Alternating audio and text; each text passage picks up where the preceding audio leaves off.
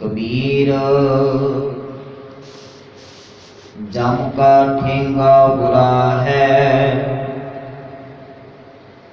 ओह नहीं सहया जाए।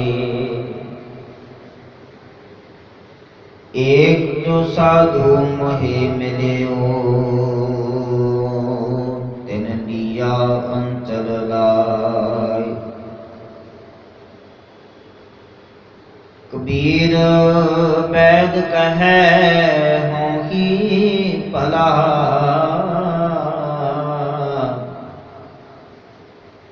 दारू मेरे बस। एह तो बस्त गोपाल की, जब भावे लेखस। कबीर नौबत अपनी दिन 10 लेख बजाए। नदी नाग संजोग ज्यों, बौर न मिल है आए। जुगो जुगो अकाल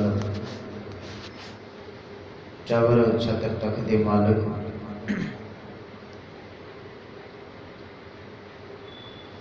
हाजरा हजूर सर्व कला भरपूर।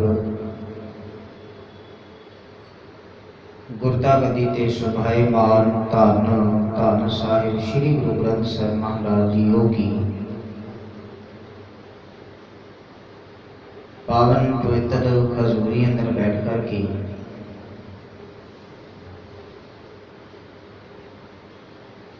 शब्द कीर्तन का रस आनंद माणिया है। आओ सतगुरु जी की पावन बाणी की विचार नाल मन बेटियां इकाग्र करते हुए गुरु बख्शी फतेह सांझी करो। आखो जी वाहिगुरू जी का खालसा वाहिगुरू जी की फतेह। भगत कबीर साहब जी के पावन पवित्र श्लोक जो विचार अधीन हैं, अज जिन्हां 3 श्लोकों का पाठ असीं हुणे साझा कीता है। अज दे पहले श्लोक विच भगत कबीर साहब जी कृपा करदे समझा रहे हैं ते आख रहे हैं कि मनुखा जीवन प्राप्त करके जिसने सतसंगत गुरु की कृपा हासिल नहीं की, वो व्यक्ति काम क्रोध लोभ मोह अहंकार की संगत विच फस के मनुखा जीवन का कीमती मिलिया होया समा बर्बाद कर बैठता है। ते इस नाकामयाबी के कारण करके जन्म मरण आदि के दुखों के संकट के वधेरे कष्ट सहारता है। आत्मक मौते मरिया रहता है ते जीवन अपना अजाई गवा करके तुर पैंदा है। जिवें कोई जुआरिया जुए विच अपनी जिंदगी की कमाई जिंदगी की हर एक वस्तु अजाई ही गवा बैठता है। इस लालच इस हिरस के अधीन होकर के कि मैनू ज़्यादा धन प्राप्त होगा, उस ज़्यादा धन की प्राप्ति के बदले अपना भी सारा धन गवा बैठता है ते खाली हाथ फिर जिहड़ा इस बाजी विचों तुर पैंदा है। कबीर साहब जी आखते ने मनुखा जीवन के हर एक प्राप्त किए हुए मनुखा जीवन के शरीर की जीवन की हालत भी कुछ इसे ढंग की है कि ज़्यादा सुखों की प्राप्ति वास्ते ये मनुख ਅਸਲ ਆਨੰਦ ਰੱਬ ਦੀ ਬੰਦਗੀ ਵਾਲਾ, ਸਿਮਰਨ ਵਾਲਾ ਉਹ ਆਨੰਦ ਤਿਆਗ ਦਿੰਦਾ ਹੈ ਤੇ ਪਦਾਰਥਾਂ ਦੇ, ਭੋਗਾਂ ਦੇ, ਸੁੱਖਾਂ ਦੀ ਲਾਲਸਾ ਵਿੱਚ ਪੈ ਕਰਕੇ ਮਨੁੱਖਾ ਜੀਵਨ ਦਾ ਕੀਮਤੀ ਸਮਾਂ ਅਜਾਈਂ ਬਰਬਾਦ ਕਰਕੇ ਤੁਰ ਪੈਂਦਾ ਹੈ। ਫਿਰ ਜਿੰਨਾ ਚਿਰ ਸੰਸਾਰ ਉੱਤੇ ਜੀਵਨ ਜਿਉਂਦਾ ਹੈ, ਦੁਖੀ ਹੋ ਕਰਕੇ ਜੀਵਨ ਜਿਉਂਦਾ ਹੈ, ਆਤਮਿਕ ਮੌਤੇ ਮਰਿਆ ਰਹਿੰਦਾ ਹੈ। ਤੇ ਕਬੀਰ ਸਾਹਿਬ ਜੀ ਨੇ ਇਸ ਵਿਚਾਰ ਨੂੰ ਆਪਣੇ ਸ਼ਲੋਕ ਵਿੱਚ ਦਰਜ ਕੀਤਾ ਤੇ ਆਖਿਆ, ਕਬੀਰ ਜਮ ਕਾ ਠੇਂਗਾ ਬੁਰਾ ਹੈ, ਉਹ ਨਹੀਂ ਸਹਿਆ ਜਾਏ। ਕਬੀਰ ਸਾਹਿਬ ਆਖਣ ਲੱਗੇ, ਜਮ ਦੀ ਚੋਟ, ਉਹਦੇ ਵੱਲੋਂ ਮਾਰੀ ਜਾਣ ਵਾਲੀ ਮਾਰ, ਇਹ ਬੜੀ ਭਿਆਨਕ ਹੈ, ਉਹ ਨਹੀਂ ਸਹਿਆ ਜਾਏ। ਇਹ ਠੇਂਗਾ, ਇਹ ਸੱਟ, ਇਹ ਚੋਟ ਸਹਾਰੀ ਨਹੀਂ ਜਾ ਸਕਦੀ। ਸੰਸਾਰ ਭਰ ਦਾ ਹਰ ਇੱਕ ਜੀਵ ਜਿਸ ਨੇ ਆਪਣੇ ਜੀਵਨ ਵਿੱਚ ਗੁਰੂ ਧਾਰਨ ਨਹੀਂ ਕੀਤਾ, ਗੁਰੂ ਦਾ ਉਪਦੇਸ਼, ਗੁਰੂ ਦੀ ਸਿੱਖਿਆ ਨੂੰ ਗ੍ਰਹਿਣ ਨਹੀਂ ਕੀਤਾ, ਉਹ ਵਿਅਕਤੀ ਵਿਕਾਰਾਂ ਦੀਆਂ, ਜਨਮ ਮਰਨ ਆਦਿਕ ਦੀਆਂ ਚੱਟਾਂ ਸੋਟਾਂ ਸਹਾਰਦੇ ਰਹਿੰਦੇ ਹਨ। ਉਹਨਾਂ ਨੂੰ ਸੱਟਾਂ ਚੋਟਾਂ ਵਿਕਾਰਾਂ ਦੀਆਂ ਪੈਂਦੀਆਂ ਰਹਿੰਦੀਆਂ ਹਨ। ਪਰ ਕਬੀਰ ਸਾਹਿਬ ਜੀ ਆਖਦੇ ਨੇ, ਏਕ ਜੋ ਸਾਧੂ ਮੋਹਿ ਮਿਲਿਓ, ਤਿਨ ਡੀਆ ਅੰਚਲ ਲਾਏ। ਪਰ ਕਹਿਣ ਲੱਗੇ, ਮਾਲਕ ਦੀ ਮਿਹਰ ਹੋਈ ਹੈ, ਕਿਰਪਾ ਹੋਈ ਹੈ, ਮੈਨੂੰ ਗੁਰੂ ਮਿਲਿਆ ਹੈ ਤੇ ਗੁਰੂ ਨੇ ਅੰਚਲ ਲਾਏ, ਆਪਣਾ ਪੱਲਾ ਪਕੜਾ ਦਿੱਤਾ ਹੈ ਤੇ ਜਿਹਦੀ ਮਿਹਰ ਕਿਰਪਾ ਸਦਕਾ ਇਸ ਜਮ ਦੇ ਠੇਂਗੇ ਤੋਂ ਬਚ ਗਿਆ ਹਾਂ। ਤੇ ਕਹਿਣ ਲੱਗੇ ਕਿ ਤੁਸੀਂ ਵੀ ਜੇਕਰ ਚਾਹੁੰਦੇ ਹੋ ਜੀਵਨ ਵਿੱਚ ਸੁੱਖ ਤੇ ਆਨੰਦ ਨੂੰ ਪ੍ਰਾਪਤ ਕਰਨਾ, ਤੇ ਫਿਰ ਗੁਰੂ ਕੀ ਸੰਗਤ ਵਿੱਚ ਆ ਜਾਓ, ਗੁਰੂ ਕੀ ਬਾਣੀ ਨਾਲ ਹਿਰਦਾ ਜੋੜ ਦਵੋ, ਗੁਰੂ ਕੀ ਸਿੱਖਿਆ, ਗੁਰੂ ਕੇ ਉਪਦੇਸ਼ ਨੂੰ ਗ੍ਰਹਿਣ ਕਰੋ। ਦੂਜਾ ਸ਼ਲੋਕ ਹੈ, ਕਬੀਰ ਸਾਹਿਬ ਆਖਦੇ ਨੇ, ਦੁਨੀਆ ਭਰ ਦੇ ਅੰਦਰ, ਸੰਸਾਰ ਭਰ ਦੇ ਅੰਦਰ ਕਈ ਵਾਰੀ ਕਿਸੇ ਮਨੁੱਖ ਨੂੰ ਕੋਈ ਲਾ ਇਲਾਜ ਰੋਗ ਲੱਗ ਜਾਵੇ, ਬੜੇ ਹਕੀਮ, ਬੜੇ ਵੈਦ, ਬੜੇ ਡਾਕਟਰ ਜਿਹੜੇ ਨੇ ਵੀ ਉਸ ਵਾਸਤੇ ਪ੍ਰਬੰਧ ਕੀਤਾ ਜਾਵੇ ਕਿ ਇਸ ਦਾ ਰੋਗ ਦੂਰ ਹੋਵੇ। ਤੇ ਕਈ ਵਾਰੀ ਇਸ ਤਰ੍ਹਾਂ ਦਾ ਕੋਈ ਵੈਦ, ਇਸ ਤਰ੍ਹਾਂ ਦਾ ਕੋਈ ਹਕੀਮ ਮਿਲਦਾ ਹੈ ਜਿਹੜਾ ਆਖਦਾ ਵੀ ਇਲਾਜ ਮੈਂ ਕਰ ਸਕਦਾ ਹਾਂ, ਤੁਸੀਂ ਇਹਨੂੰ ਮੇਰੇ ਕੋਲ ਲੈ ਆਓ ਤੇ ਮੈਂ ਇਸ ਨੂੰ ਠੀਕ ਕਰ ਸਕਦਾ।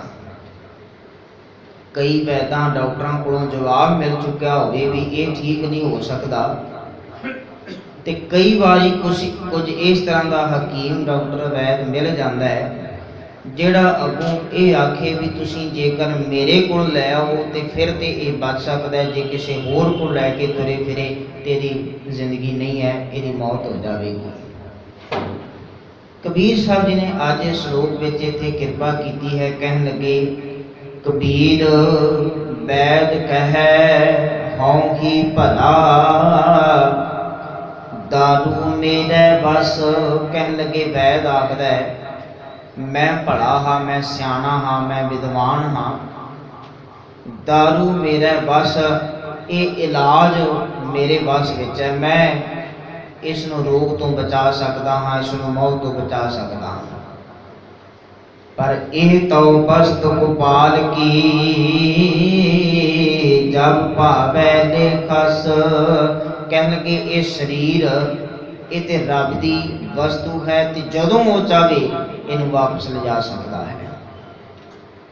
ਇਹ ਤਉ ਬਸਤ ਗੋਪਾਲ ਕੀ, ਜਬ ਭਾਵੈ ਲੇਖਸ। ਭਾਵੇਂ ਕਿੰਨੇ ਵੀ ਇਲਾਜ ਕੀਤੇ ਜਾਣ, ਕਿੰਨੇ ਰੋਜ਼ ਡਾਕਟਰ ਬਦਲ ਦਿੱਤੇ ਜਾਣ, ਕਿੰਨੇ ਵੈਦ ਹਕੀਮ ਬਦਲ ਦਿੱਤੇ ਜਾਣ, ਪਰ ਜਿਸ ਦੇ ਸਵਾਸ ਗਿਣਤੀ ਪੂਰੀ ਹੋ ਚੁੱਕੀ ਹੈ ਤੇ ਉਸ ਨੂੰ ਰੋਕਿਆ ਨਹੀਂ ਜਾ ਸਕਦਾ। ਬਾਣੀ ਵਿੱਚ ਹਜ਼ੂਰ ਆਖਦੇ ਨੇ, ਅਕਾਲ ਪੁਰਖ ਵਾਹਿਗੁਰੂ ਮਾਲਕ ਨੇ ਹਰ ਇੱਕ ਨੂੰ ਗਿਣਤੀ ਦੇ ਸਵਾਸ ਦਿੱਤੇ ਹੋਏ ਨੇ। ਮਨ ਘਾਲੇ ਸਭ ਦਿਵਸ ਸਾਸ, ਨਹ ਬੜਨ ਘਟਨ ਤਿਲ ਸਾਰ। ਕਹਿਣ ਲੱਗੇ, ਦਿਨ ਤੇ ਸਾਹ ਸਾਰਿਆਂ ਨੂੰ ਗਿਣਤੀ ਦੇ ਦਿੱਤੇ ਹੋਏ ਨੇ ਤੇ ਦੁਨੀਆ ਦੀ ਐਸੀ ਕੋਈ ਤਾਕਤ ਨਹੀਂ ਹੈ ਜਿਹਦੇ ਨਾਲ ਕਿਸੇ ਵਿਅਕਤੀ ਦੇ ਸਾਹ ਘਟਾਏ ਤੇ ਜਾਂ ਵਧਾਏ ਜਾ ਸਕਣ। ਕਈ ਵਾਰੀ ਐਸਾ ਹੁੰਦਾ ਹੈ ਕਿਸੇ ਭਿਆਨਕ ਐਕਸੀਡੈਂਟ ਵਿੱਚ ਕੋਈ ਵਿਅਕਤੀ ਬਚ ਜਾਂਦਾ ਹੈ ਤੇ ਅਸੀਂ ਆਮ ਤੌਰ ਤੇ ਆਖ ਦਿੰਦੇ ਹਾਂ ਵੀ ਇਹਦੀ ਤੇ ਵਧੀ ਹੋਈ ਹੈ, ਇਹਦੇ ਤੇ ਸਵਾਸ ਜਿਹੜੇ ਨੇ ਵੀ ਉਹ ਵੱਧ ਗਏ ਨੇ। ਪਰ ਅਸਲ ਵਿੱਚ ਉਦੋਂ ਉਹਦਾ ਅਜੇ ਸਮਾਂ ਨਹੀਂ ਬਣਿਆ। ਮਾਲਕ ਦੇ ਘਰ ਵਿੱਚੋਂ ਨਿਸ਼ਚਿਤ ਕੀਤੇ ਹੋਏ ਸਵਾਸ ਜਿਹੜੇ ਨੇ ਉਹਨਾਂ ਦੀ ਗਿਣਤੀ ਮੁਕਰਰ ਕੀਤੀ ਹੈ ਤੇ ਦੁਨੀਆ ਦੀ ਕੋਈ ਤਾਕਤ ਉਸ ਨੂੰ ਵਧਾ ਤੇ ਘਟਾ ਨਹੀਂ ਸਕਦੀ। ਤੋ ਇੱਥੇ ਵੀ ਭਗਤ ਜੀ ਆਖਦੇ ਨੇ, ਇਹ ਤਾਂ ਵਸਤ ਕੋ ਪਾਲ ਕੇ ਜਬ ਭਾਵੈ ਲੇਖਾਸੇ, ਤੇ ਰੱਬ ਦੀ ਵਸਤੂ ਹੈ ਇਹ ਜਿੰਦ, ਇਹ ਸਰੀਰ। ਜਦੋਂ ਉਸ ਨੂੰ ਚੰਗਾ ਲੱਗੇ ਇਹਨੂੰ ਵਾਪਸ ਲੈ ਲੈਂਦਾ ਹੈ। ਭਾਵੇਂ ਕਿੰਨੇ ਵੀ ਵੈਦ ਹਕੀਮ ਡਾਕਟਰ ਆਦਿਕ ਜਿਹੜੇ ਨੇ ਉਹ ਰੱਖੇ ਜਾਣ, ਪਰ ਇਹ ਜਿਹੜਾ ਹੈ ਇਹ ਰੱਬ ਦੇ ਘਰ ਦੀ ਵਸਤੂ ਹੈ ਤੇ ਇਹਨੂੰ ਕੋਈ ਪੂਰਨ ਤੌਰ ਤੇ ਰੱਖ ਨਹੀਂ ਸਕਦਾ, ਆਪਣੀ ਮਰਜ਼ੀ ਨਾਲ ਇਸ ਨੂੰ ਰੱਖ ਨਹੀਂ ਸਕੇਗਾ। ਇਸ ਕਰਕੇ ਕਬੀਰ ਸਾਹਿਬ ਜੀ ਆਖਦੇ ਨੇ, ਤੀਜਾ ਸ਼ਲੋਕ ਹੈ ਅੱਜ ਦੀ ਵਿਚਾਰ ਦਾ। ਕਬੀਰ ਨੌਬਤ ਆਪਣੀ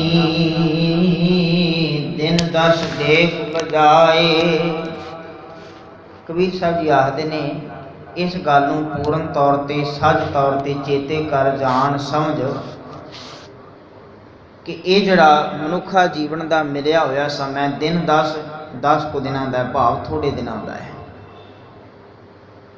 ਤੋ ਥੋੜੇ ਦਿਨਾਂ ਦਾ ਮਿਲਿਆ ਹੋਇਆ ਸਮਾਂ, ਥੋੜੇ ਦਿਨਾਂ ਦੀ ਇਹ ਮਿਲੀ ਹੋਈ ਮਾਲਕ ਵੱਲੋਂ ਮੁਹਲਤ, ਇਸ ਸਮੇਂ ਨੂੰ ਅਜਾਈ ਨਾ ਜਾਣ ਦੇ, ਐਵੇਂ ਨਾ ਬਰਬਾਦ ਕਰ, ਕਿਉਂਕਿ ਵਾਰ-ਵਾਰ ਮਿਲਣ ਵਾਲਾ ਨਹੀਂ ਹੈ।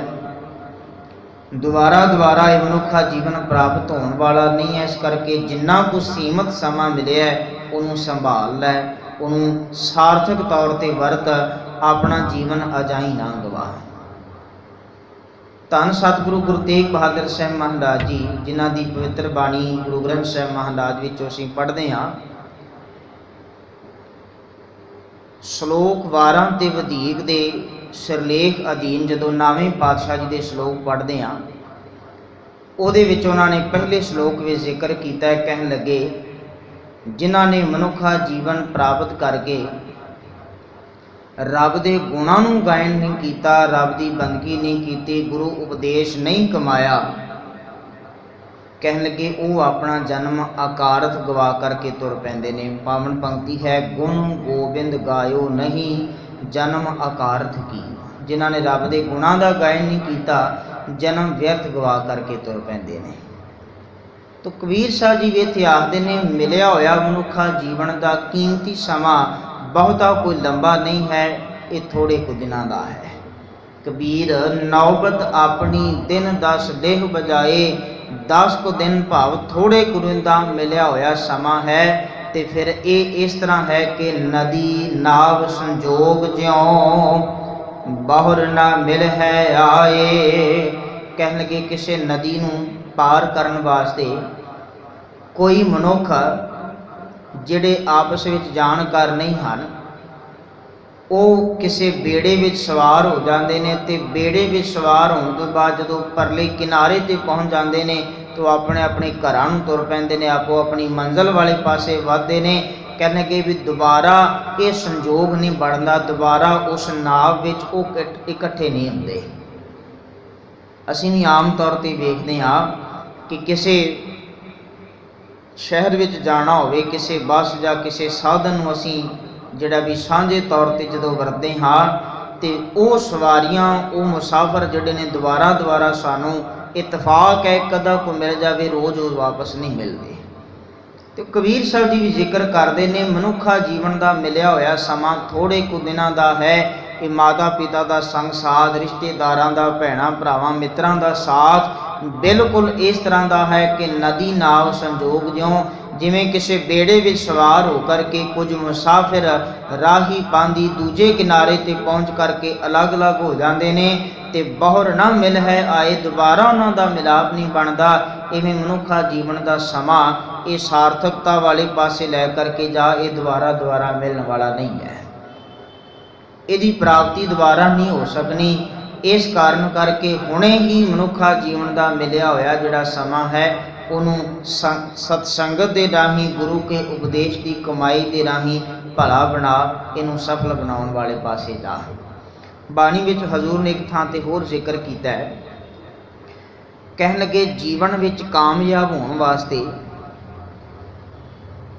ਕਿਸੇ ਉੱਚੀ ਬੁਲੰਦੀ ਤੇ ਪਹੁੰਚਣ ਵਾਸਤੇ, ਕਿਸੇ ਰੁਤਬੇ ਨੂੰ ਪ੍ਰਾਪਤ ਕਰਨ ਵਾਸਤੇ ਮਨੁੱਖ ਨੂੰ ਬੜੀ ਮਿਹਨਤ ਕਰਨੀ ਪੈਂਦੀ ਹੈ, ਬੜੇ ਢੰਗ ਤਰੀਕੇ ਸਿੱਖਣੇ ਪੈਂਦੇ ਨੇ।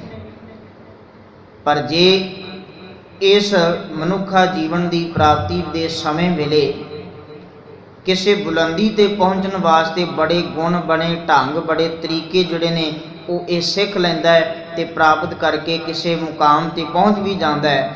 ਪਰ ਕਹਿਣ ਲੱਗੇ ਵੀ ਅਸਲ ਵਿੱਚ ਕਿਸੇ ਰੁਤਬੇ ਤੋਂ ਹੇਠਾਂ ਡਿੱਗਣ ਵਾਸਤੇ ਕੋਈ ਤਰੀਕਾ ਸਿੱਖਣਾ ਨਹੀਂ ਪੈਂਦਾ, ਸਗੋਂ ਵਿਕਾਰਾਂ ਵਿੱਚ ਗਲਤਾਨ ਹੋਣ ਦੇ ਤਰੀਕੇ ਤੇ ਦੁਨੀਆ ਭਰ ਦੇ ਸੰਸਾਰ ਦੇ ਲੋਕਾਂ ਨੂੰ ਬਥੇਰੇ ਆਉਂਦੇ ਨੇ, ਪਰ ਰੁਤਬਾ ਪ੍ਰਾਪਤ ਕਰਨ ਵਾਸਤੇ ਢੰਗ ਤਰੀਕਾ ਬੜਾ ਮੁਸ਼ਕਲ ਨਾਲ ਸਮਝ ਵਿੱਚ ਆਉਂਦਾ ਹੈ। ਬਾਣੀ ਵਿੱਚ ਹਜ਼ੂਰ ਆਖਦੇ ਨੇ ਕਿ ਕਰਮਾਂ ਕਾਂਡਾਂ ਦੀ ਦੁਨੀਆ, ਵਿਕਾਰਾਂ ਦੀ ਦੁਨੀਆ ਵਿੱਚ ਪ੍ਰਵਿਰਤ ਹੋਣ ਵਾਸਤੇ ਤੇ ਬਥੇਰੇ ਲੋਕ ਲੱਗੇ ਫਿਰਦੇ ਨੇ, ਪਰ ਇਹਨਾਂ ਵਿਕਾਰਾਂ ਦੇ ਜਾਲ ਤੋਂ ਛੁੱਟਣ ਵਾਸਤੇ ਵਿਧੀ, ਢੰਗ, ਤਰੀਕਾ ਕੋਈ ਵਿਰਲਾ ਹੀ ਸਮਝਦਾ ਹੈ। ਫਾਸਨ ਕੀ ਵਿਦ ਸਭ ਕੋ ਜਾਣੈ, ਛੂਟਣ ਕੀ ਇੱਕ ਕੋਈ। ਫਸਣ ਦੀਆਂ ਵਿਧੀਆਂ ਤੇ ਬਥੇਰੀਆਂ ਨੇ, ਪਰ ਬਚਣ ਦਾ ਰਸਤਾ, ਮਾਰਗ ਜਿਹੜਾ ਇਹ ਕੋਈ ਵਿਰਲਾ ਇੱਕ ਅੱਧਾ ਜਾਣਦਾ ਹੈ। ਤੋ ਮਨੁੱਖਾ ਜੀਵਨ ਦੇ ਮਿਲੇ ਹੋਏ ਸਮੇਂ ਨੂੰ ਬਰਬਾਦ ਕਰਨ ਦੇ ਤੇ ਅਨੇਕਾਂ ਢੰਗ ਤਰੀਕੇ ਨੇ। ਮਨੁੱਖ ਨੂੰ ਜੋ ਸਿੱਖਣੇ ਵੀ ਨਹੀਂ ਪੈਂਦੇ, ਆਪਣੇ ਆਪ ਕਰੀ ਜਾਂਦਾ ਹੈ। ਪਰ ਇਹਨੂੰ ਸਫਲ ਬਣਾਉਣ ਵਾਸਤੇ ਢੰਗ ਤਰੀਕਾ ਕੇਵਲ ਸਤ ਸੰਗਤ ਹੈ, ਗੁਰੂ ਦੀ ਕਿਰਪਾ ਹੈ, ਫਿਰ ਹੀ ਇਸ ਨੂੰ ਸਫਲ ਬਣਾਇਆ ਜਾ ਸਕਦਾ। ਤੇ ਇਹ ਢੰਗ, ਇਹ ਤਰੀਕਾ ਸਾਨੂੰ ਗੁਰੂ ਚਰਨਾਂ ਵਿੱਚ ਆ ਕਰਕੇ ਸਿੱਖਣਾ ਪਵੇਗਾ। ਤੋ ਗੁਰੂ ਮਿਹਰ ਕਰੇ, ਭਗਤ ਕਬੀਰ ਸਾਹਿਬ ਜੀ ਅੱਜ ਦੇ ਆਪਣੇ ਇਹਨਾਂ 3 ਸ਼ਲੋਕਾਂ ਵਿੱਚ ਜੋ ਸਿਧਾਂਤਿਕ ਵਿਚਾਰ ਸਾਂਝੀ ਕਰਦੇ ਨੇ, ਪਹਿਲੇ ਸ਼ਲੋਕ ਦਾ ਭਾਵਰ ਦੁਬਾਰਾ ਅਸੀਂ ਸਾਂਝਾ ਕਰੀਏ ਤੇ ਕਬੀਰ ਸਾਹਿਬ ਜੀ ਆਖਦੇ ਨੇ, ਜਿਸ ਨੇ ਮਨੁੱਖਾ ਜੀਵਨ ਵਿੱਚ ਰਹਿ ਕਰਕੇ ਗੁਰੂ ਦੀ ਪ੍ਰਾਪਤੀ ਕੀਤੀ ਹੈ, ਉਹ ਵਿਕਾਰਾਂ ਦੀਆਂ ਸੱਟਾਂ ਚੋਟਾਂ ਤੋਂ ਬਚ ਗਿਆ ਹੈ। ਤੇ ਜਿਸ ਨੇ ਮਾਲਕ ਪ੍ਰਭੂ ਦੇ ਹੁਕਮ ਵਿੱਚ ਰਹਿਣਾ ਸਿੱਖ ਲਿਆ ਹੈ, ਉਹ ਫਿਰ ਆਪਣੇ ਇਸ ਮਨੁੱਖਾ ਜੀਵਨ ਦੇ ਮਿਲੇ ਹੋਏ ਸਮੇਂ ਨੂੰ ਸਾਰਥਕ ਬਣਾਉਂਦਾ ਹੈ, ਭਲਾ ਬਣਾਉਂਦਾ ਹੈ, ਸਫਲ ਬਣਾਉਂਦਾ ਹੈ। ਤੇ ਇਸ ਸਫਲਤਾ ਦੇ ਪ੍ਰਾਪਤ ਕਰਨ ਵਾਸਤੇ ਉਹ ਗੁਰੂ ਦਾ ਆਸਰਾ ਲੈਂਦਾ ਹੈ, ਗੁਰੂ ਦਾ ਸ਼ਬਦ ਦਾ ਆਸਰਾ ਲੈਂਦਾ ਹੈ। ਤੋ ਜਿਨ੍ਹਾਂ ਨੇ ਵੀ ਗੁਰੂ ਦਾ ਸ਼ਬਦ ਦਾ ਆਸਰਾ ਆਪਣੇ ਜੀਵਨ ਵਿੱਚ ਟਿਕਾਇਆ ਹੈ, ਮਾਲਕ ਨੇ ਮਿਹਰ ਕਰਕੇ, ਦਇਆ ਕਰਕੇ, ਬਖਸ਼ਿਸ਼ ਕਰਕੇ ਉਹਨਾਂ ਸਭਨਾਂ ਦਾ ਹੀ ਇਹ ਲੋਕ ਸੁਖੀਆ ਤੇ ਪਰਲੋਕ ਸੁਹੇਲਾ ਬਣਾ ਦਿੱਤਾ। ਸਮੇਂ ਦੀ ਸਮਾਪਤੀ ਹੈ। ਹੋਈਆਂ ਬੇਅੰਤ ਭੁੱਲਾਂ ਦੀ ਖਿਮਾ, ਫਤਿਹ ਨਾਲ ਸਾਂਝ ਪਾਓ ਆਖੋ ਜੀ। ਵਾਹਿਗੁਰੂ ਜੀ ਕਾ ਖਾਲਸਾ, ਵਾਹਿਗੁਰੂ ਜੀ ਕੀ ਫਤਿਹ।